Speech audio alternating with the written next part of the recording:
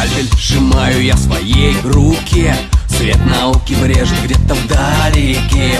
Для науки совершил я много дел. Препарировать лягушек, видно, мой удел. Я препарирую лягушек, я давно хочу понять, почему они умеют громко квакать и скакать, почему они не ходят за едой далеко, почему их для прохлады погружают в молоко.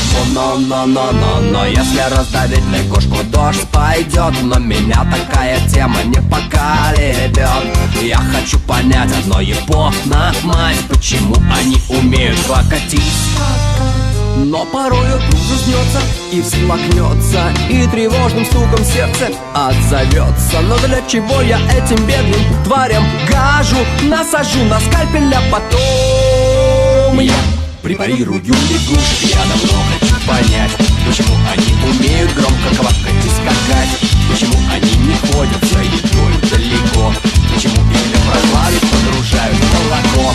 Препарирую лягушек, я давно хочу понять, почему они умеют громко квакать и скакать, почему они не ходят за едой далеко, почему их для прохлады погружают в молоко.